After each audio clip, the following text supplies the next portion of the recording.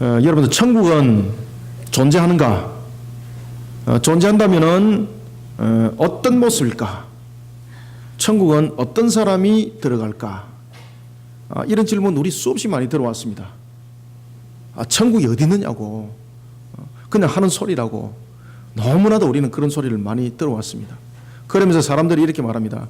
천국에 대해서 증명을 해보라고. 그러니까 믿는 사람들이 머뭇거리면서 그런 게 있어. 주고 받으면 알아. 이렇게 우리는 말을 하는 것을 봅니다. 여러분들 정말로 천국은 존재하는 나라일까요? 네, 천국은 여러분 존재하는 나라입니다. 이 천국은 이 죄악된 이 땅의 삶에서 나타나는 병들고 그리고 연약하고 고통과 근심과 그리고 또한 죽음의 공포 가운데에 살아가는 그런 나라가 아니라 영생과 복락을 누리면서 영원한 생명과 함께 샬롬을 누리면서 살아가는 나라가 여러분들 천국입니다. 이런 천국은 그 사람의 어떤 능력과 그 사람의 어떤 공로로서 들어갈 수 있는 나라가 아닌 것입니다. 천국은 우리의 죄에 대한 십자가에서 우리의 죄에 대해서 십자가에서 완전한 대속을 이루신 예수 그리스도의 그 믿음, 예수 그리스도를 믿는 그 믿음만으로 우리는 천국에 갈 수가 있는 것입니다. 그래서 천국에 우리가 갈 수 있는 길은 오직 한 길인 것입니다. 뭐 어떤 두 길도 아니고 세 길도 아니고 오직 예수 그리스도를 믿는 그 믿음. 예수님께서 십자가에서 대속의 완전한 값을 이루기 위해서 공생의 사역을 펼쳐나갈 때입니다. 그러니까 십자가에서 대속을 이루기 전에 예수님께서 펼쳤던 그 사역을 우리는 공생의 사역이다 이렇게 말합니다. 약 한 3년 반에 걸쳐서 그 공생의 사역들이 일어나게 되는데 예수님께서 이 공생의 사역들을 이뤄나가실 때 보면은 좀 특이한 부분들이 있습니다. 하나는 지역적인 특이함이 있고 또 하나는 대상적인 특이함이 있습니다. 지역적인 특이한적인 측면에서는 보면은 예수님께서 주로 공생의 활동을 했던 지역이 갈릴리라는 지역이었고 또 하나는 예수님께서 특이하게 사역을 했던 또한 대상들이 보면은 병든 자들, 귀신 들린 자들 이런 부분들에 있는 사람들이 또한 특이한 또한 대상들이 있었던 것입니다.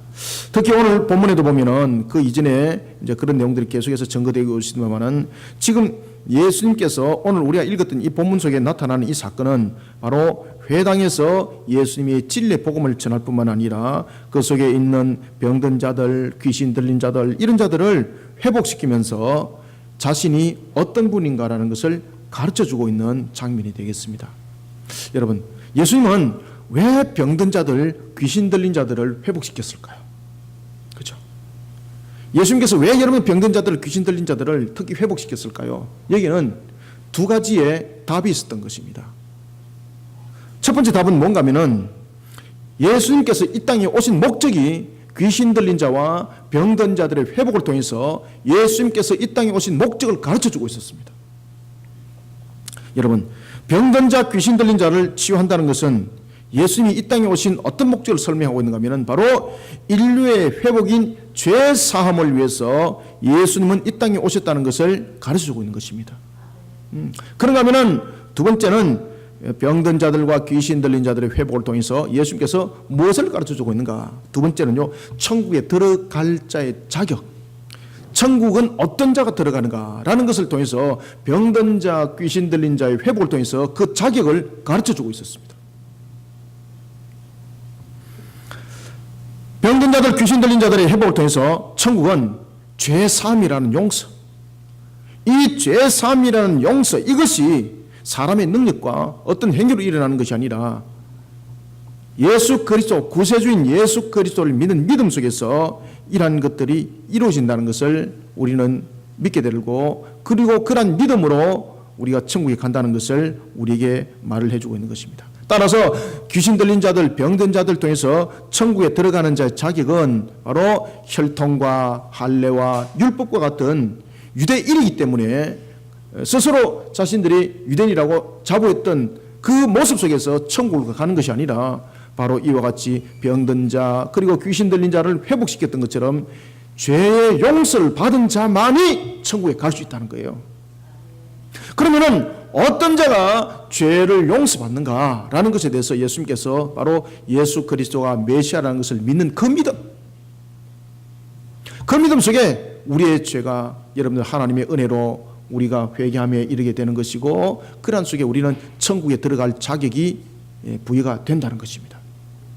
이 내용들을 예수님께서는 병든 자들과 귀신 들린 자들의 회복을 통해서 가르쳐주고 계셨던 것입니다.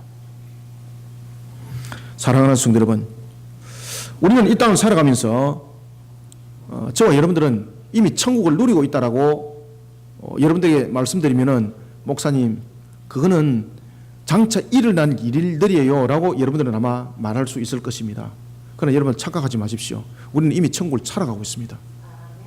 그런데 문제는 천국을 어떻게 살아가는지를 모르니까 내가 지금 천국을 사는지 안 사는지 모르고 앉아가 있는 거예요. 저와 여러분들은 이미 시작된 천국을 이미 살아가고 있습니다.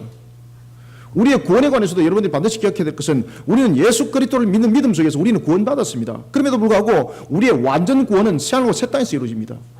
그럼에도 불구하고 우리는 무엇이란 말합니까? 우리는 구원받은 백성입니다. 이렇게 말하는 거지 않습니까? 구원받은 백성이 여러분들 천국 백성이 아닙니까? 구원받은 백성은 곧 천국 백성이에요. 그러면 우리가 이 땅을 살아갈 때에 새하늘과 새 땅이 열리지는 그 백보자 심판대 이후를 우리가 완전 구원이라고 말하고 있는데, 천국도 마찬가지입니다.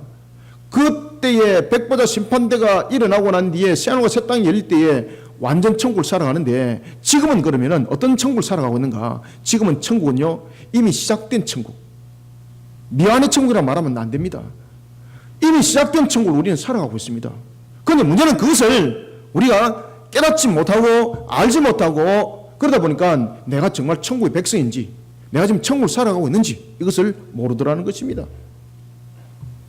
사랑하는 성도 여러분, 저와 여러분들은 이 땅을 어떻게 천국의 모습으로 살아가야 되는가? 우리는 과연 이 땅을 천국의 모습으로 살아가는 우리를 세상 사람들에게 바르게 증거해내고, 그리고 또한 우리 또한 내가 정말 천국을 살아가는 자라는 것에 대해서 확신을 가지기 위해서는 우리의 모습들을 어떻게 세워나가야 되는가?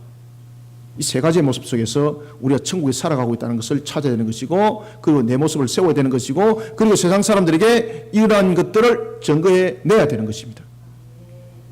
오늘 예수님께서는 세례 요한의 제자들과 바리새인들의 금식 사건을 통해서 우리에게 중요한 메시지를 던지고 있는데, 우리는 이 메시지를 통해서 우리가 어떻게 지금 천국을 살아가고 있는지, 그리고 우리는 어떻게 이 땅에서 천국을 또한 살아가는 자들이 되어야 되는지 우리가 세 가지를 통해서 보도록 하겠습니다. 먼저 우리가 18절을 먼저 한번 읽어보겠습니다. 시작. 요한의 제자들과 바리새인들이 금식하고 있는지라 사람들이 예수께 와서 말하되, 요한의 제자들과 바리새인의 제자들은 금식하는데 어찌하여 당신의 제자들은 금식하지 아니하나이까? 아멘. 아니, 이 목사님, 이 금식하는 문제 가지고 이것이 무슨 이거 천국에 대한 우리의 소망과 그리고 천국을 살아가는 것과 무슨 연계가 있습니까? 라고 말하면은 뒤에 읽어보면은 그 답이 다 나옵니다. 우리는 먼저 18절부터 20절 통해서 예수님께서 이 금식에 관해서 이야기를 하면서, 예수님께서 이 금식에 대한 부분들을 어디에다 지금 비유를 하고 있는가 하면은 천국 혼인잔치에 비유를 딱 하고 있습니다. 혼인잔치에. 이거는 우리에게 무엇을 우리에게 보여주고 있는가 하면은 예수 안에서 우리가 어떻게 천국을 누리며 살아가는지 우리에게 가르쳐주는 바가 되는 겁니다. 그것은 뭔가 하면은 먼저 첫 번째 18절부터 20절 통해서 우리는 예수 안에서 하나님의 진정한 자녀가 되어야 됩니다. 예수 안에서 하나님의 진정한 자녀가 되어서 하나님의 자녀답게 십자가 사랑으로 화목을 이루면서 이 땅에서 천국을 누리는 우리는 그리스도인들이 되어야 되는 것입니다. 예수님께서 공생의 3년 반을 사역을 이루 가실 때에 제가 여러분들에게 서두에도 말씀드렸던 것처럼 주 활동 무대가 갈릴리였습니다. 예수님께서 왜 갈릴리를 주 활동 무대를 하였는가라는 것은 주님께 가서 물어보면 됩니다라고 말하면 여러분 큰 오산입니다. 여러분들, 주님께서 오셔서 이 땅의 베들레헴에 오셨고, 그 다음에 나사렛 그곳에서 머물렀고, 갈릴리에서 사역을 이뤘고, 이것은 전부 다 예언의 성취입니다. 그러면 예수님께서 공생의 3년 반을 주 활동 무대를 왜 갈릴리를 통해서 사역을 이루는가라는 것은 창세기 48장의 예언의 말씀의 성취입니다. 이미 여러분들에게 창세기 48장의 공부를 통해서 제가 여러분들에게 12지파에 대한 축복에 대한 내용을 통해서 예언의 말씀을 여러분들에게 밝혀주고 가르쳐준 바가 있습니다. 특히 창세기 48장 21절에 보면은 야곱이 자신의 12아들을 축복하고 예언을 할 때에 납달리 지파에 대해서 예언을 하는 것이 있습니다. 그때에 이 납달리 지파를 통해서 그가 예언할 때에 어떤 예언을 그가 남기는가 하면은 이런 예언을 남깁니다. 창세기 48장 보면은 특히 이렇게 그가 예언을 합니다. 그것은 뭔가 하면은 바로 아름다운 소리를 발할 것이고, 여러분들 암사슴이 21절 제가 한번 읽어보겠습니다. 납달리는 노인 암사슴이라 아름다운 소리를 바라는도다. 아멘. 이 노인 사슴 그리고 아름다운 소리는 바로 뭔가 하면은 이 납달리 지역 속에 펼쳐질 하나의 복음의 메시지를 말하고 있는 것입니다. 따라서 예수님께서 갈릴리 지역에 오셨던 가장 큰 이유는 바로 이와 같이 납달리 지파를 통하여서 줬던 예언의 성취, 이 예언의 성취를 통해서 그 뜻을 이루기 위해서 갈릴리 지역에서 사역을 이루었던 것입니다. 그런가 하면 갈릴리 지역은 또한 예수님께서 제자로 불렀던 요한과 그리고 베드로와 그리고 또한 안드레의 고향이기도 하였고, 또한 그들의 생업이 터전이기도 하였습니다. 이런 예수님께서 이곳에서 사역을 하고 계실 때였습니다. 이때에 예수님보다 6개월 먼저 태어나 예수님의 길에 대해서 예비하는 자로서 그 사명을 감당했던 세례 요한이 이 갈릴리 지역의 분봉왕이었던 헤롯의 부정한 그 결혼의 문제를 거론하다가 감옥에 갇히는 사건이 벌어집니다. 저와 여러분들은 반드시 이제 아셔야 될 것은 예수님의 제자 가운데 요한은 세례 요한과는 다른 사람입니다. 예수님의 제자 요한과 세례 요한을 동일한 인물로서 이름이 같다 보니까 동일한 인물로서 성경을 읽다가 착각해가지고 야 여기도 요한이 나오고 저기도 요한이 나오고 이 큰일 났는데 이거 뭐 어떤 요한이고 이거 도대체 동서남북을 모르겠다라고 여러분들이 분별을 하지 못하는 경우도 있는데, 세례 요한은 예수님보다도 6개월 먼저 예수님의 길을 예비하기 위해서 이 땅에 하나님께서 허락하신 바로 한 사람이었고, 예수님의 제자의 요한은 마가 요한이라고 세례 요한과는 또 다른 한 사람이었습니다. 특히 이 마가 요한은 세례 요한의 제자이기도 했습니다. 그리고 안드레 또한 세례 요한의 제자이기도 했습니다. 이 두 사람은 세례 요한의 제자였는데 이 두 사람이 나중에 예수님을 따르게 됩니다. 그리고 이 두 사람이 나중에 예수님의 제자가 됩니다. 그들이 자라났고 그들이 활동했고 그들이 생업을 이어갔던 곳이 어느 지역이라고요? 바로 갈릴리였습니다. 그런 속에서 예수님께서 사역을 이루고 있을 때였습니다. 이때에 세례 요한이 감옥에 갇히고 난 이후에 세례 요한의 제자들이 그리고 또한 바리새인들이 예수님의 제자들이 금식하지 못하는 문제를 가지고 불평을 하면서 쟁론을 벌이게 됩니다. 우리가 18절을 다시 한번 더 읽어볼까요? 시작. 요한의 제자들과 바리새인들이 금식하고 있는지라 사람들이 예수께 와서 말하되 요한의 제자들과 바리새인의 제자들은 금식하는데 어찌하여 당신의 제자들은 금식하지 아니하나이까? 아멘. 여러분들, 왜 금식하는 문제 가지고 이들이 쟁론을 벌였을까요? 왜 예수님께 강력하게 항의를 했을까요? 이유가 있다는 거죠. 이유가 있기 때문에 그들이 항의를 하는 겁니다. 그런데 그 이유가 되지 못합니다. 그래서 예수님께 그들이 질책을 받는 겁니다. 특히 금식은 굉장히 중요한 문제들을 가지고 있습니다. 왜냐하면 이 금식은 특히 레위기 16장 29절에 보면은 이스라엘 백성들이 1년에 한 번씩 대속죄일 7월 10일이죠. 1년에 한 번씩 민족의 대속죄일에 대해서 그들이 회개를 할 때에 그들은 온종일 금식을 하면서 그들은 하나님께 회개를 합니다. 그때는 여러분들 먹는 것이 문제가 아니라 그들이 하나님 앞에 죄된 것들, 그 모습, 자신의 모습들을 이제 말씀에 비춰보면서 회개를 하는데 이게 먹고 마시면서 회개를 할 수 있는 그런 자세가 되지 못하는 겁니다. 그래서 그때는 온종일 하나님께 붙들려서 회개를 해야 되기 때문에 그들에게는 금식이 법으로 정해져 있었던 것입니다. 법으로 정해져 있었던 거죠. 그런가 하면은 일반적인 금식도 많았습니다. 자신의 어떤 개인적인 사정과 뿐만 아니라 어떤 환경적인 문제를 가지고 금식하는 그런 문제들이 있었습니다. 그런데 이런 것들은 강제성이 없었습니다. 그런데 문제는 예수님의 제자들을 향해서 그들이 지금 쟁론을 벌이고 있는 이 문제는 7월 10일 날에 관한 금식을 가지고 말하는 것이 아닙니다. 그러면 이들이 왜 이런 금식의 문제를 들고 나왔을까요? 왜 그들이 이 금식의 문제를 가지고 개인적인 금식이 아니었다는 거죠. 지금 이 쟁론을 벌였다는 것은. 그럼 분명히 7월 10일 날 금식 말고 법으로 또 정해진 금식이 있는가? 없습니다. 그런데 문제는요, 새롭게 그들이 만드는 금식법이 있었습니다.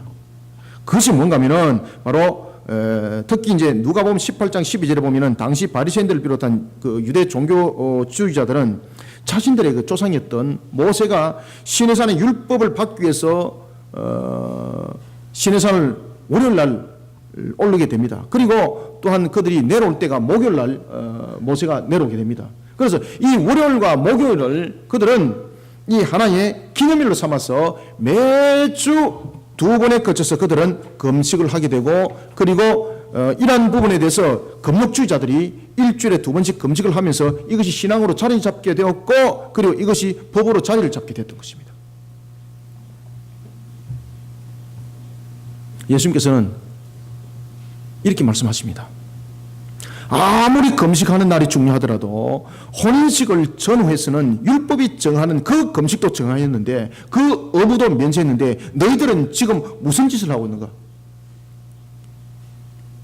쉽게 말하면 지금 성경에서 하나님께서 정하였던 그런 금식을 가지고 그들이 쟁론을 벌이는 것이 아니라 자신들의 조상들이 이것을 우리는 기념하자라고 했던 것들을 나중에 그것을 자신들의 법으로 만들어버렸고, 그리고 그것을 강제적인 하나의 자신들의 행위로 만들었던 것이 있는데 그것이 매주 월요일과 목요일 날 실시하는 금식이었습니다. 왜 예수님의 제자 당신들은 왜 이 금식일 날 참여를 안 하느냐 이 말이에요. 그러니까 예수님께서 뭐라고 말씀하시는가 하면 어디 그것을 하나님께서 제정하여서 너희들 보고 명했느냐. 그러면서 심지어 뭐라고 말씀하시는가 하면 금식이라는 것은 왜 있는가. 심지어 하나님께서는 이 금식을 혼인잔치가 있는 그때는 전후로 해서 이 금식법조차도 오히려 면제를 했는데 너희들은 어찌하여서 이런 기쁨의 잔치 속에 놓여 있는 제자들에게 금식하라고 너희들은 말할 수가 있는가라는 것입니다. 그러면서 예수님께서 뭐라고 말씀하시는가 하면 정말로 진정으로 우리가 금식해야 될 날짜가 있는데 그날은 바로 신랑이 빼앗기는 그날에 너희들은 금식하지 아니할 수 없을 것이다 라고 말씀하십니다. 여러분, 그러면서 예수님께서는 신랑이 빼앗긴 날이 바로 예수님 자신이 십자가에서 우리의 죄를 대속하여 죽으실 날인 것을 암시를 하고 있습니다. 자, 19절과 20절 두 절을 한번 읽어보겠습니다. 시작. 예수께서 그들에게 이르시되 혼인집 손님들이 신랑과 함께 있을 때에 금식할 수 있느냐? 신랑과 함께 있을 동안에는 금식할 수 없느니라. 그러나 신랑을 빼앗길 날이 이르리니 그날에는 무엇을 하리라? 금식할 것이니라. 아멘.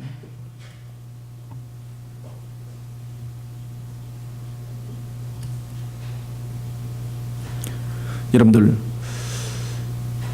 예수님을 우리는 만난 것은 정말로 우리가 이 땅에서 가장 큰 복된 우리의 징표이기도 합니다. 따라서 예수님을 만난 것은 바로 행복의 시작입니다. 예수님을 만났다는 이 자체가 얼마나 기쁜 날인지 모릅니다. 예수님과 함께 있는데 금식해야 될 이유가 있습니까? 여러분, 금식이라는 것은 회개함과 그리고 자신에게 큰 문제가 봉착했을 때에 그 문제에 대해서 하나님 앞에 간절히 구하는 그 목적을 가지고 금식을 했다 그랬습니다. 분명히. 그런데 모든 것을 이루시고 우리에 대하여 죄를 사실 그분이 함께 있는데 금식해야 될 이유가 있습니까? 금식해야 될 이유가 없는 거예요. 그런데 그들은 이 금식이라는 것을 하나의 제도적인 측면에서, 율법적인 측면에서 그들이 스스로 만들어낸 어떤 장로 유전을 통하여서 이것을 하나의 종교 행위로 삼았고, 이것을 행하지 않으면 하나님 앞에 바로 서지 못한 자로 그들은 여겼던 겁니다. 심지어 하나님이신 예수님이 그분이 직접 거기에 있는데도 말입니다. 예수님을 만난 것은 바로 우리가 혼인잔치에 초청받은 것과 똑같습니다. 지금 예수님의 제자들이 예수님과 함께 있다는 것은 바로 그들은 혼인잔치에 참여하고 있는 자라고 예수님께서는 말을 하고 있는 겁니다. 그러니 혼인잔치에 있는 자들이 어찌 이 기쁜 날에 금식을 할 수 있는가, 이 말입니다. 잔치를 벌리는 날인데. 따라서 예수님께서는 이 혼인잔치에 참여하고 있는 예수님의 제자들을 가르쳐서 그들은 죄의 노예 신분이 아니라 그들은 죄의 노예로부터 벗어난 참 안식과 참 평안을 누리고 있는 자들인데 왜 이들이 금식해야 되는가 라면서 예수님께서 질책을 가하는 겁니다. 여러분, 죄악된 세상에서 우리가 살아가고 있으면서 오늘도 우리가 예수를 영접했다는 것은 얼마나 중요한지 모릅니다. 예수를 영접했다는 것은 요한복음 1장 12절에도 말씀하고 있는 것처럼 바로 예수를 영접한 그 자는 곧 그 이름을 믿는 자는 하나님의 자녀가 된다라고 말하고 있습니다. 하나님의 자녀가 된다고. 그러면은 정말로 우리가 이제는 하나님의 자녀가 된 자로서 우리가 천국을 살아가는 모습을 이제 비춰줘야 되고 있는데, 구원받은 자로서, 하나님의 자녀로서 우리는 천국의 시민권을 가진 자로서 이 땅을 살아갈 때에 오늘 예수님께서 하시는 말씀처럼 혼인잔치 모습으로 살아가라는 겁니다. 어찌 세상의 법과 제도로서 우리를 스스로 묶나, 이 말입니다. 우리를 스스로 묶어 나가는 것이 아니라 오늘도 우리는 하나님께 주시는 그 법으로 우리는 자유함을 얻은 바로 천국을 살아가는 자들입니다. 그런데 바리새인과 세례요한의 제자들은 오히려 그러한 천국을 살아가지 못하도록 장로의 유전이라든지 자신들이 만드는 그러한 법을 통해서 오히려 자유하지 못하도록 묶어버리는 그런 우를 범하고 있는 것입니다. 여러분, 예수 안에서 거듭난 진정한 하나님의 자녀가 된 자는 권세를 가집니다. 이 권세는 천국의 시민권을 가진 자만이 가지는 권세입니다. 그러면 저와 여러분들은 오늘 혼인잔치에 이미 참여해 있는 자들입니다. 그러면 우리는 오늘 요한의 제자들과 바리새인들이 이야기하고 있는 것처럼 그러한 율법 속에 우리를 스스로 가둬서 천국의 삶을 살아가지 못하는 모습으로 우리를 제어하고 우리를 규제하면은 우리는 정말로 천국을 살아가는 것이 아니라 바보 멍청한 짓을 하면서 지옥의 모습들로 우리는 살아가는 겁니다. 오히려 이들은 왜 금식에 대한 법을 만들었습니까? 하나님을 향한 그 신앙을 바르게 만들어 보기 위해서 그들이 그 뜻은 참으로 잘 이렇게 세워서 그 장로의 유전을 만들었고 그 법들을 만들었습니다. 그런데 나중에 이 법들이 스스로를 옳게 매는, 오히려 하나님 안에서 천국의 삶을 살아가는 그 모습을 오히려 제어하는 그런 모습이 됐던 것입니다. 그러니까 예수님께서 뭐라고 말씀하시는가 하면, 너희들은 어찌 내가 천국의 삶을 살아가도록 길을 열어줬는데 너희들은 어찌 스스로 금식이라는 법이라는 올무를 통해서 스스로 너희들은 천국을 살아가지 못하는 모습이 되는가, 지금 지적을 하고 있는 겁니다. 여러분, 우리는 예수 안에서 진정한 천국을 누리는 자들입니다. 우리는 이미 예수님과 함께 혼인잔치 속에 우리는 이 땅에서 천국을 이미 맛보고 살아가고 있는 자들입니다. 그런데 이런 우리가 오늘도 세례 요한의 그리고 바리새인들의 모습처럼 이런 금식이라는 이런 하나의 만들어낸 하나의 규례, 그리고 또한 자신들이 만드는 하나의 그러한 법에 의해서 우리 스스로의 신앙을 묶어버리고 예수 그리스도 안에서 자유함을 누리지 못하게 한다면 우리는 천국을 살아가는 것이 아닙니다. 그러면 우리는 예수 안에서 참 자유를 살아가려고 그러면 천국의 시민권을 가진 우리는 혼인잔치에 지금도 참여하고 있는 우리는 어떻게 우리는 이 땅에서 천국의 모습으로 살아가야 되는가라는 것입니다. 사랑하는 성도 여러분, 우리는 예수 안에서 진정한 천국을 누리는 자가 되려면요, 예수님께서 우리에게 베푸신 그 사랑으로 이 땅을 살아가시면은 저와 여러분들은 이미 천국을 살아가고 있다는 것을 자신도 알 뿐만 아니라 세상 사람들에게 증거해주는 증명서가 되기도 하는 것입니다. 예수 안에서 진정한 천국을 누리는 자는 예수님께서 말씀하신 것처럼 내가 너희를 사랑한 것 같이 너희도 서로 사랑하라고 한 그 말씀을 지켜 준행하는 자입니다. 그 말씀을 지켜 준행할 때 우리는 천국을 살아가는 겁니다. 그 말씀을 지켜 준행하지 못하고 엉뚱하게 스스로를 규제하고 스스로를 법 속에 가둬버리니까 스스로를 세상 속에 가둬버리니까 천국을 살아가는 것이 아니라 율법을 살아가는 율법주의자가 되어버리는 것입니다. 신앙은 하는데 신앙주의자가 되어버린 것입니다. 여러분들, 신앙은 하는 신앙주의자, 율법을 하는 율법주의자, 그 자들은 천국을 살아가는 자들이 아닙니다. 우리는 이미 천국을 살아가고 있습니다. 우리는 하늘나라에 우리는 시민권을 가진 자로서 이미 살아가고 있는 자들입니다. 그러면 하늘나라의 시민권을 가진 자로서 우리는 이 땅의 천국을, 첫 번째 천국을 어떻게 살아가라고요? 혼인잔치의 모습으로 천국을 살아가시길 바랍니다. 예수님께서도 말씀하셨습니다. 그들은 이미 혼인잔치에 참여하고 있는데 그들에게 어떻게 금식을 하란 말인가? 여러분, 우리는 오늘도 주님께서 우리에게 주신 말씀처럼 예수 안에서 십자가의 사랑으로 부모를 사랑하면서 천국을 살아가는 그런 하늘나라의 백성들이 되기를 소망합니다. 우리는 예수 안에서 십자가의 사랑으로 이웃을 사랑하면서 천국을 살아가는 저와 여러분들 시민권자가 되기를 소망합니다. 우리는 예수 그리스도의 십자가 안에서 슬픈 날이 아니라 이미 천국을 살아가고 있다는 것을 알면서 달려가는 저와 여러분들이 되기를 소망합니다. 하나님의 자녀답게 십자가의 사랑으로서 세상을 향해서 우리는 화목을 이루는 것이 우리가 천국을 살아가는 겁니다. 천국이 어디 있느냐고요? 나의 삶의 모습을 통해서 천국을 보여주시기 바랍니다.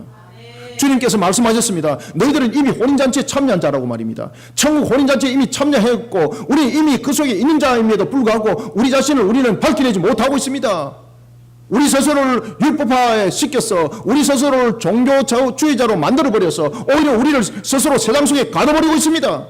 상식으로서는 신앙은 어떻게 되는지 우리는 너무나도 많이 외우고 있습니다. 그러나 문제는 그런 상식으로 외우고 있는 것들이 사랑으로 나타나지 않더라는 것입니다. 그러니까 천국을 살아가지 못하고 있는 겁니다.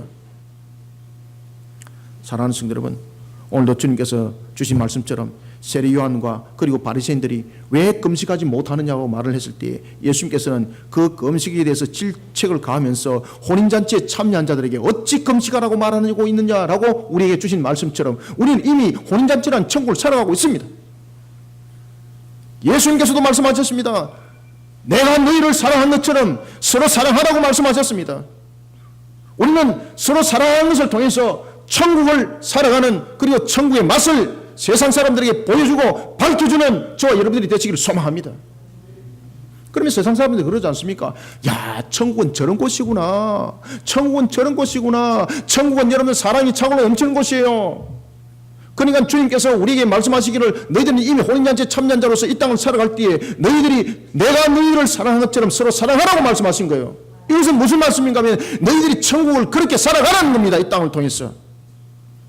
여러분들, 그래서 우리가 이웃을 사랑하는 것이 그만큼 중요한 겁니다. 형제들을 사랑하는 것이 그만큼 중요한 겁니다. 내 부모를 사랑하는 것이 그만큼 중요한 것입니다. 내 부모를 사랑하지 아니하고 어떻게 여러분 천국을 살아갑니까? 이웃과 형제를 사랑하지 아니하고 어떻게 우리가 천국을 살아갑니까? 그러나 예수님께서 우리로 하여금 이미 우리는 천국을 살아가는 시민권자들이고 그리고 장차 천국에 살아갈 때도 우리는 사랑 속에서 살아가는 겁니다. 그러니 우리는 주님으로부터 받은 그 사랑을 가지고 서로를 사랑하고 그 가슴으로 십자의 사랑으로서 서로 사랑하는 속에서 너희도 천국으로 살아가고 다른 사람들도 천국을 보게 만들어라는 겁니다.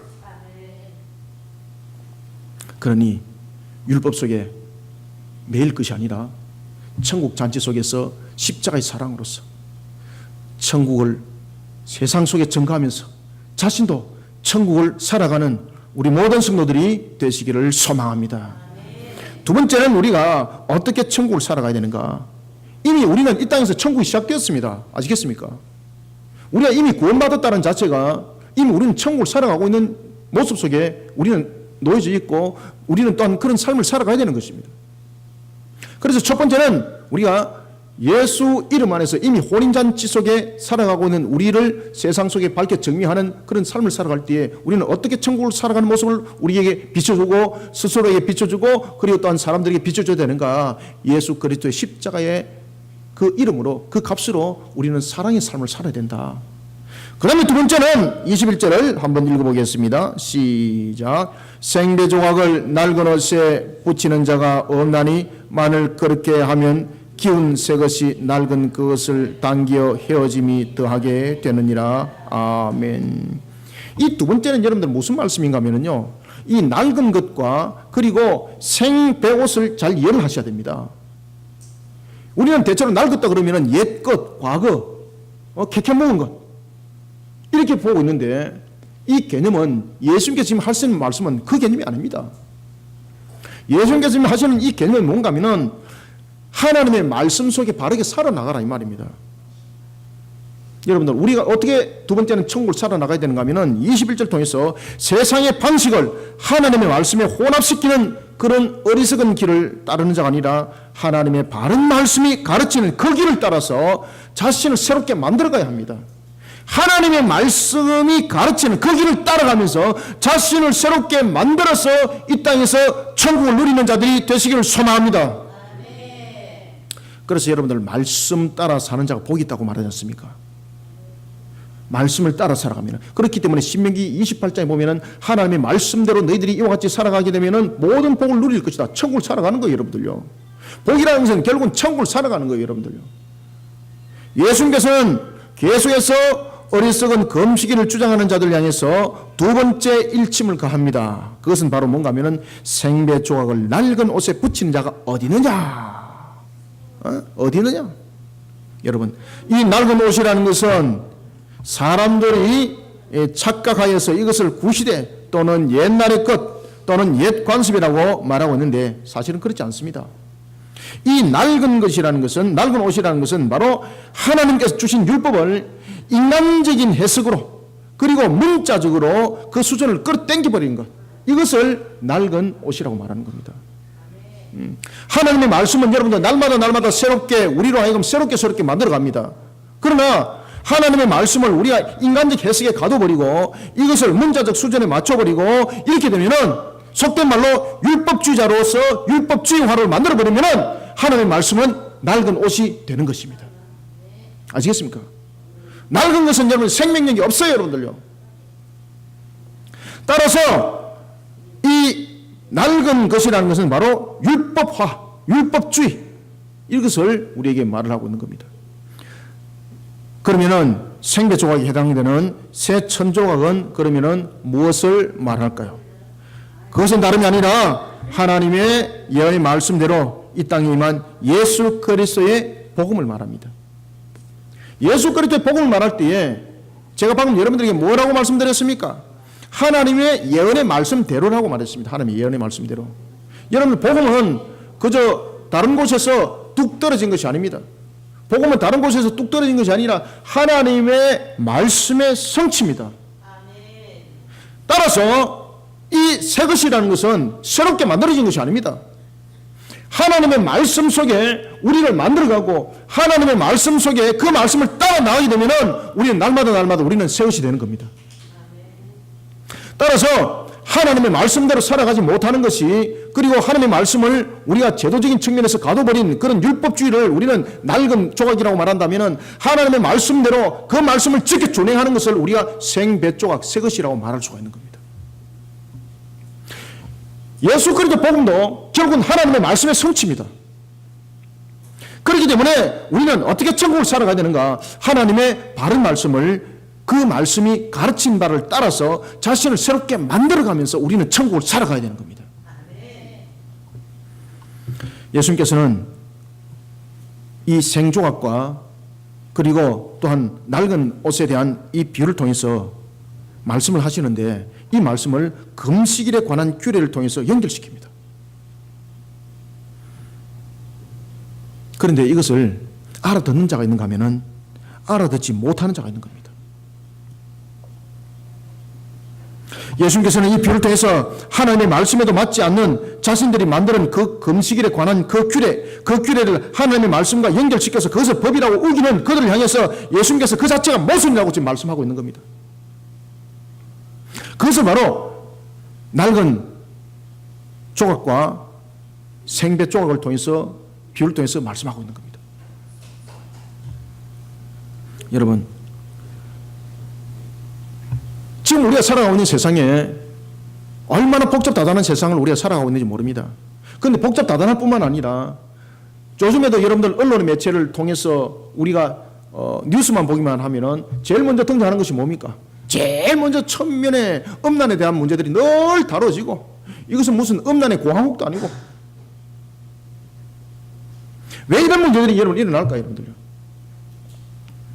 여러분들, 세상에 음란하고 그리고 타락한 문화와 복음이 하나가 되겠습니까? 세상의 방식이 하나님의 말씀을 떠난 그런 방식이 복음과 한 묶음이 되었다. 그렇게 해서 교회가 성장을 했다.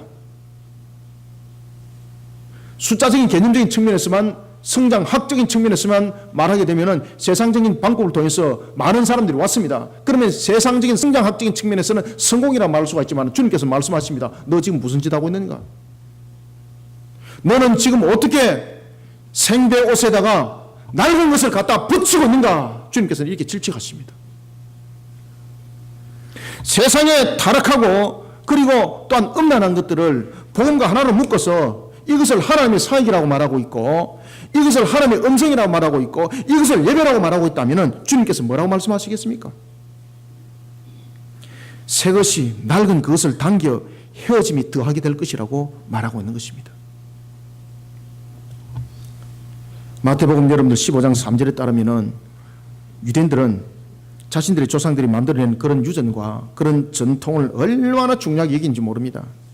심지어 그들은 자신들의 조상들이 만들었던 그런 유전과 전통을 심지어는 하나님의 계명보다도 더 우위에 그들은 두기도 했습니다. 이런 이들을 향해서 예수님께서 질책을 가합니다. 너희들이 어찌하여 너희들의 전통으로 하나님의 계명을 범하느냐. 아시겠습니까? 교회와 그리고 성도들은 세상 사람들이 볼 때는 아주 상식적이고 아주 효과적이고 아주 효율적인 방법이라 할지라도 그것이 하나님의 말씀을 벗어났다면 그것은 가치가 없는 낡은 옷이라는 것을 우리는 반드시 알아야 합니다. 어떤 것들이라도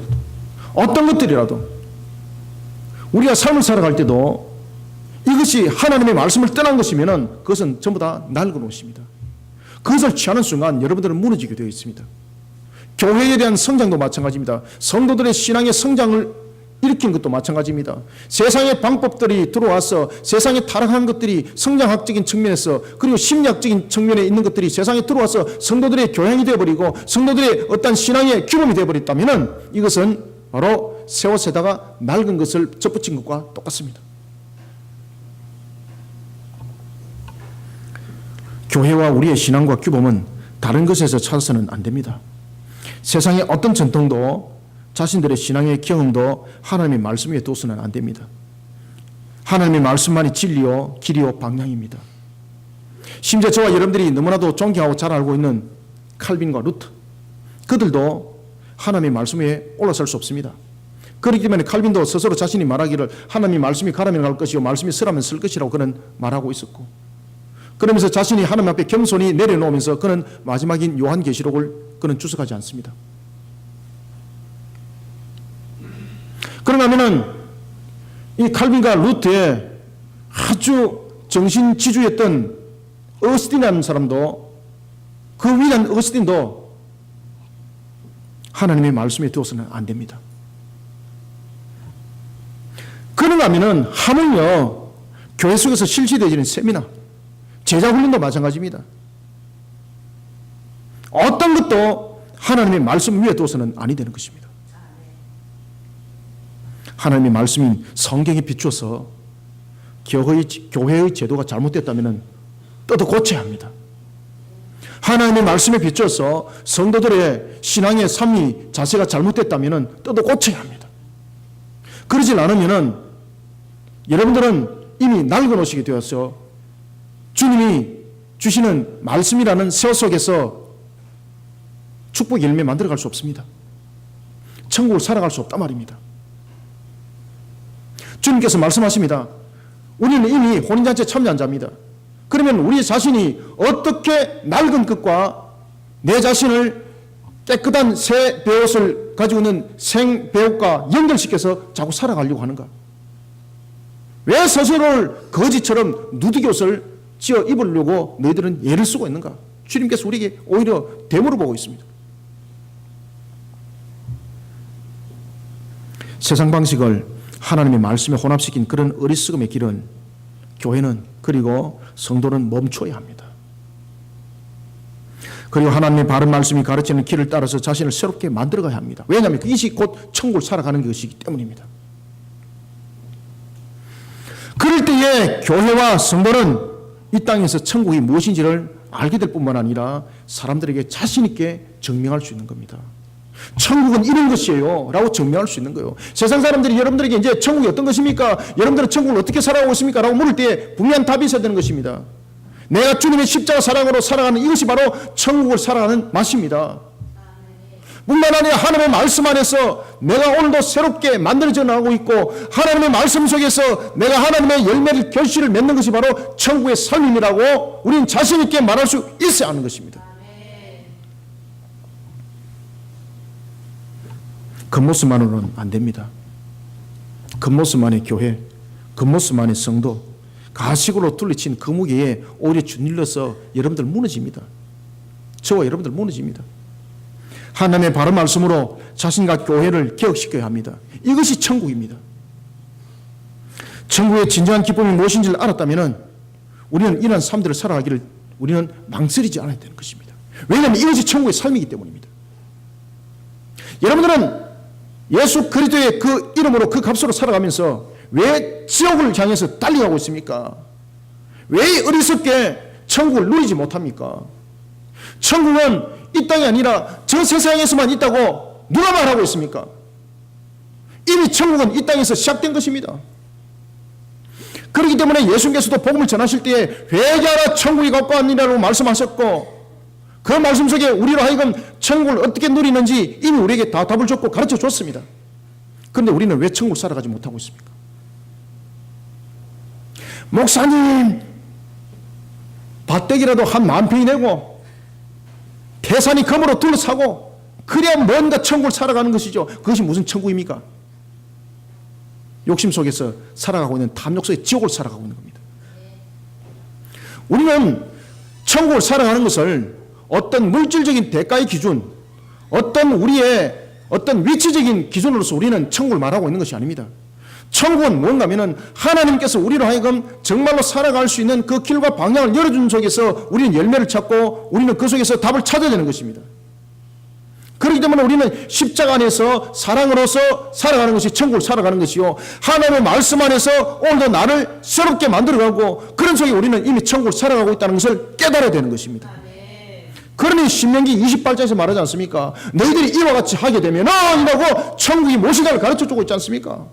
하나님의 말씀을 너희들이 지키면 너희들이 나가도 복을 받고 들어와도 복을 받을 것이고 너희들이 손내는 것마다도 범사가 모든 것이 잘 될 것이라고 말씀하셨습니다. 오늘도 여러분들 우리는 천국을 누리는 것이 멀리 있는 것이 아닙니다. 아주 가까이 지금이라도 천국을 맛을 못 봤다면 우리는 천국을 하나님의 말씀을 지켜서 나를 만들어가면서 천국을 살아가는 저와 여러분들이 되시기를 소망합니다. 그 다음에 마지막으로 우리가 세 번째 우리는 어떻게 천국을 살아가야 되는지 22절을 한번 읽어보겠습니다. 시작. 새 포도주를 낡은 가죽 부대에 넣는 자가 없나니 만일 그렇게 하면 새 포도주가 부대를 터뜨려 포도주와 부대를 버리게 되리라. 오직 새 포도주는 새 부대에 넣느니라 하시니라. 아멘. 여러분, 낡은 포도주가 율법주의라면은 새 포도를 담는 새 가죽 부대는 새 언약입니다. 따라서 우리는 22절 통해서 마지막으로 세 번째 예수 그리스도로 말미암은 새 언약에 대한 바른 가치관을 우리는 알아야 됩니다. 예수 그리스도로 말미암은 새 언약에 대한 바른 가치관을 가지고 이 땅에서 천국을 살아가는 참된 그리스도인들이 되시기를 소망합니다. 여러분, 포도는 발효가 되는 식물입니다. 그죠? 따라서 새 포도주는 아직 발효가 되지 않는 것을 말하고 있습니다. 지금도 마찬가지입니다만 당시에 포도는 굉장히 포도주는 중요한 그런 식품이었습니다.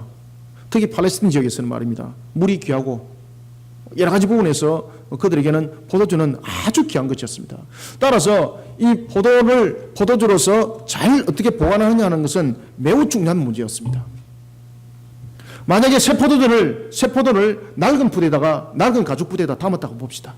이미 낡은 가죽 부대라는 것은 팽창력을 잃어버린 것을 말하고 있습니다. 기름기가 빠져버렸지 않습니까? 우리 여러분들 가죽도 보면 기름기가 있는 가죽들이 탄력이 있습니다. 그런데 기름기가 빠져버린 그런 낡은 가죽은요, 기름기가 없는 가죽은요, 힘에 의해서 팽창이 하는 것이 아니라 터져버릴 수밖에 없는 거예요. 만약에 새 포도를 낡은 험가죽 부대에 넣었다고 가정해 보십시다. 그럴 경우 그 속에 있는 포도주가 발효가 되어서 결국 낡은 가죽 부대를 터뜨리고 마는 겁니다. 그러면은 그 안에 들었던 포도주까지 다 버림을 받는 겁니다. 그러니 누가 어리석게 새 포도를 낡은 포도주에, 낡은 가죽 부대에 담겠습니까? 그런데 사람들이 그렇게 하더라는 겁니다. 아시겠습니까? 그래서 예수님께서 그 이야기를 하는 겁니다. 금식 문제라는 율법화되어 있는 이런 율법적 사고를 예수님께서는 바로 낡은 가죽 부대로 지금 비유를 하고 있는 겁니다. 너희들은 어떻게 구원의 백성이라고 말하고 있고, 너희들은 천국의 잔치에 참여하고 있다고 말하고 있으면서, 너희들은 어떻게 천국의 잔치에 참여할 수 있는 그 포도주의 그 가죽 부대를 터뜨리고 너희들은 천국 잔치에 참여했다고 너희들은 말을 하고 있는가? 새 포도는 낡은 부대가 아니라 발효된 것을 붙잡을 수 있는 능력을 가진 새 가죽 부대에 담아야 되는 것입니다. 너무나 당연한 거죠. 하나님께서는 요한의 제자와 바리새인들이 주장하는 그런 금식과 같은 전통, 그리고 유대교의 율법주의를 낡은 가죽 부대로 비유를 하고 있습니다.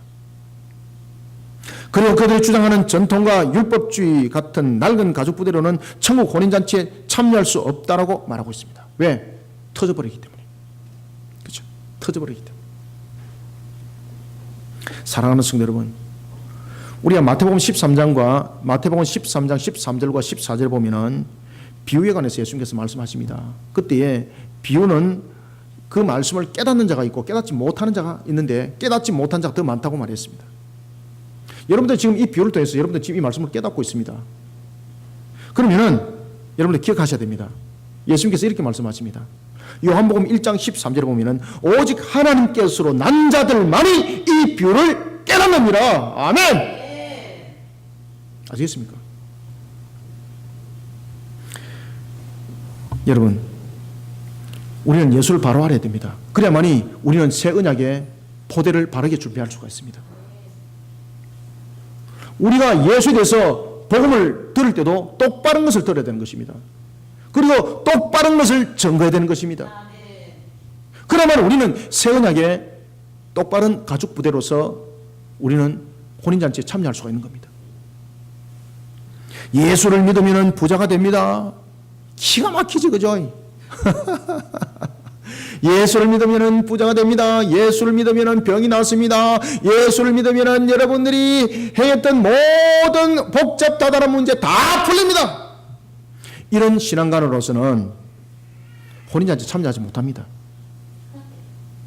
왜냐하면 이것이 결국은 우리를 터뜨려버리는 낡은 부대가 되기 때문입니다. 처음에 담아서 있을 때는 모릅니다. 근데 나중에 안에 포도가 팽창해버리면 그것이 터져버립니다. 그 신앙이. 그래서 그것을 기복적 신앙으로서는 구원받지 못한다고 말하고 있는 겁니다. 한국 교회가 1980년도에 교회들이 얼마나 많은 것들을 떠들었습니까? 예수 믿으면 복 받습니다. 그리고 1980년대와 60년대 예수 믿으면 부자 됩니다. 얼마나 한이 맺혔겠어요, 사람들이. 그러니까 예수나 믿고 부자나 한번 돼보자. 예수 믿고 병이나 한번 나와보자. 예수 믿고 문제 한번 풀어보자. 전부 다 샤머니즘이죠. 그럼 예수 믿고 난 뒤에 문제가 풀려졌습니다. 그러면 그 사람 예수 믿을 이유 없는 거예요, 그 다음에는. 그죠? 부자 되고 난 뒤에 예수 믿을 이유가 없는 거예요. 문제가 풀리고 병이 낫고 난 뒤에는 예수 믿을 이유가 없는 거예요. 이런 기복적인 부대라는 낡은 부대로 담으니까네 천국잔치에 참여할 수 있는 포도주가 나중에 팽창되어서 정말로 먹어야 될 때가 딱 됐는데 이 가죽 부대가 터져버려가지고 천국잔치에 참여하지 못하는 겁니다. 여러분, 우리는 새하늘과 새 땅에 대해서 천국의 바른 가치관을 가져야 됩니다. 이 기복적인 신앙으로서는 천국에 관한, 구원에 관한 바른 가치관 절대 가질 수 없습니다. 고린도후서 5장 17절에 말합니다. 누구든지 그리스도 안에 있으면 새로운 피조물이라. 이전 것은 지나갔으나 보라 새 것이 되었도다. 아멘. 예수 그리스도의 복음이 새 포도주라면은 율법주의 신앙 그리고 기복주의 신앙은 낡은 부대입니다. 이것으로는 천국의 복음을 담아내지 못합니다. 예수 그리스도가 우리를 구원하기 위해 십자가에서 대속을 이뤘다는 것에 대한 바른 믿음, 이 바른 믿음이 있어야 합니다. 그리고 오직 예수 그리스도를 믿는 믿음만이 천국으로 인도하는 길이라는 새 언약에 대한 바른 가치관, 새 가죽 부대를 가져야 하는 것입니다. 오늘도 예수 그리스도를 믿는 믿음 속에 오늘도 우리가 구원받는다라는 이 새 언약의 가죽 부대를 준비하시길 바랍니다. 우리의 죄를 대속하신 십자가를 부여잡고 자신의 죄를 회개하면서 새 가죽 부대에 예수 그리스도의 복음을 담아야 합니다. 부자 되는 보따리 위에 예수 그리스도의 복음을 담으니까 나중에 터지는 겁니다. 내 죄를 사해 주신 주님을 바라보면서 죄를 회개하며 새 가죽 부대에 예수 그리스도의 복음을 담아야 합니다. 우리는 예수 그리스도를 바로 알고 새 언약에 대한 바른 가치관을 가지고 이 땅에서 천국을 살아가는, 그리고 천국을 맛을 보고 세상 사람들에게 그 천국을 증거해내는 저와 여러분들이 다 되시기를 소망합니다. 아멘. 말씀을 맺겠습니다. 이 세상에서 여러분들 가장 축복받은 사람이 누구겠습니까?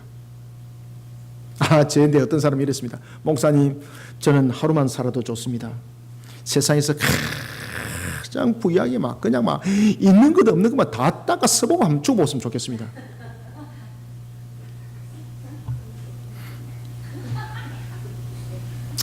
그래 다 닦아 쓰다가 이제 지옥에 가가지고 지옥에 가가지고 주여 내가 어리석었습니다. 사랑하는 성도 여러분, 세상에서 누가 가장 축복받은 사람일까요? 정말로 돈 많은 사람? 그러면 나는 축복받은 사람 아니게? 가진 것도 없는데. 여러분들 잘 아시지 않습니까? 가진 것도 없고 건강도 시원찮고 솔직하게 자랑할 거 아무것도 없어요. 그럼 저는 축복 사람이 아니고 저는 저주의 사람이에요. 여러분들 제 얼굴을 보십시오. 얼마나 빵실빵실합니까? 오늘도 여러분들 새벽기도 마치고 난 뒤에 밥 한 공기에 김치 하나에 물 말아 먹었는데도 얼마나 여러분들 감사한지 몰라요. 얼마나 감사한지 몰라요, 여러분들. 먹으면서 찬양하면서 먹는다니까, 제가 여러분들. 다른 사람 볼 때 아이고 불쌍해라, 저기 사람이 저런 노, 저기 사람이 사는데 저런 노 이라지만은 저는 그걸 먹을 때 얼마나 감사한지 몰라요, 여러분들. 아시겠습니까?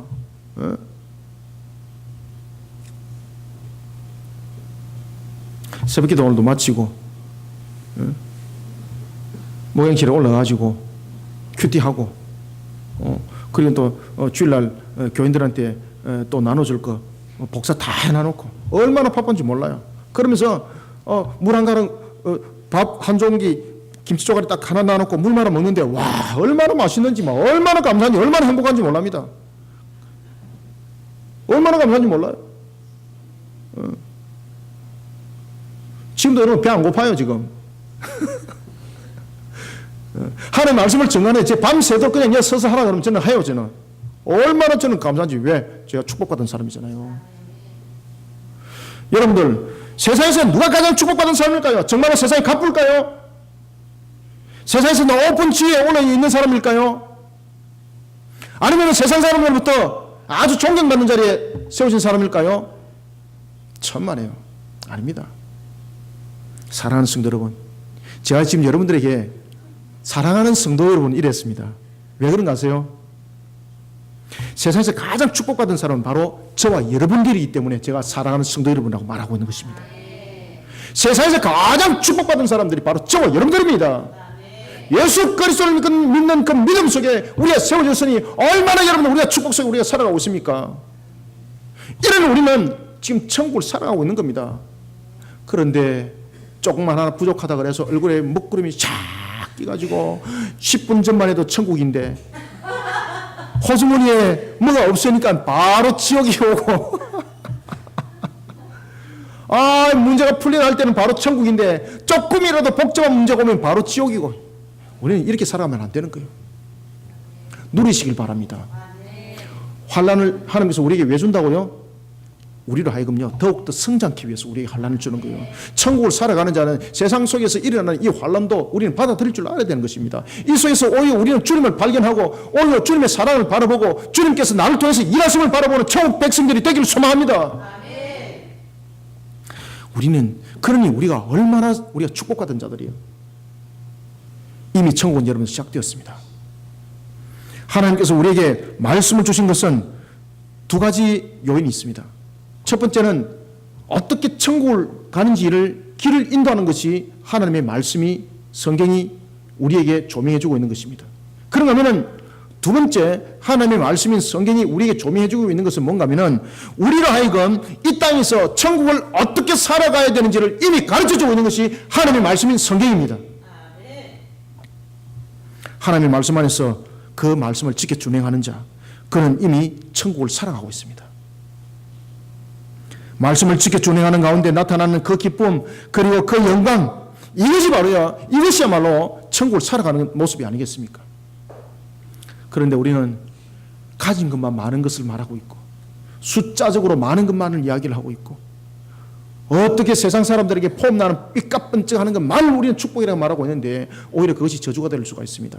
그래서 아굴이 잠언 30장에서 기도하기를 이렇게 말합니다. 하나님 아버지 이 물질로 인하여서 내가 주님의 영광 가리지 아니하도록 차라리 내가 물질이 많아서 하나님을 버린 자가 되지 않게 해주십시오. 이렇게 기도를 하고 있습니다.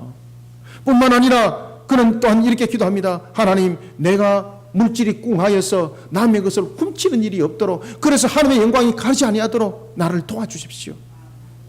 사랑하는 성도 여러분, 천국은 많고 적음을 가지고 말하는 곳이 아닙니다. 오늘도 하나님의 말씀 안에서 우리는 천국을 살아갑시다. 지금까지 몰랐다면 지금부터 살아갑시다. 이제는 알았다면 주님의 사랑으로 살아갑시다. 이제는 알았다면 하나님의 말씀 안에서 나를 만들어가면서 말씀의 열매로 맺혀가면서 천국을 살아갑시다. 뿐만 아니라 새 언약이라는 우리는 가죽 부대를 가지고 오늘도 복음을 담으면서 천국을 살아간 자들이 되시길 소망합니다.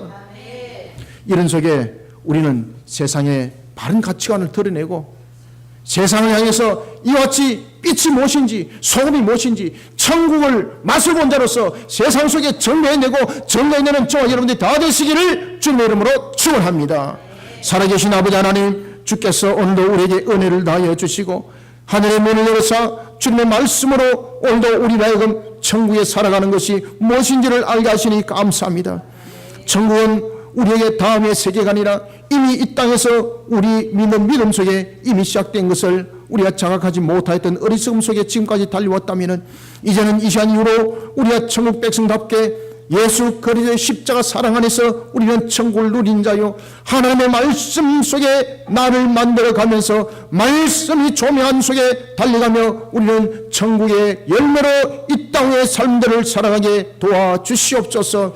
뿐만 아니라 우리가 예수 그리스도를 믿는 믿음 속에 오늘도 우리를 회개의 신앙 속에 세워 새 언약의 가죽부대로 천국을 살아갈 뿐만 아니라 세상 사람들에게 그 맛을 밝혀 비춰주는 빛이 되게 하여 주시고 또한 소금이 되게 하여 주시옵소서. 하나님 아버지 오늘도 종이 정한 말씀을 통하여 하늘의 문이 열리는 역사가 나타나게 하여 주시고 우리 모든 성도들이 신앙의 어리석음의 길들을 걸어가지 아니하도록 좌로나 우로나 치우치지 아니하고 오직 저 천성을 향해서 달려가는 표대를 향해 달려가는 신앙의 견고한 기둥들로 세워지는 한날이 되게 도와주시옵소서.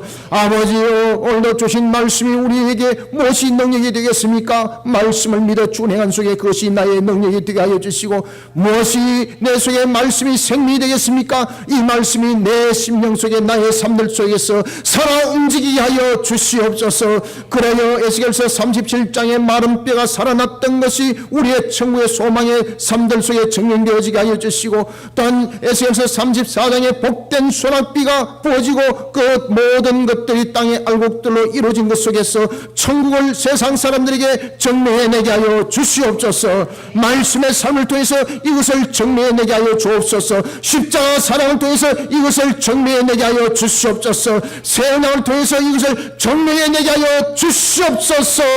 아버지여, 오늘도 이와 같이 증거된 말씀들이 주님의 능력으로 일어나는 역사 함께 나타나기를 소망하며 예수님의 이름으로 기도드립니다. 아멘.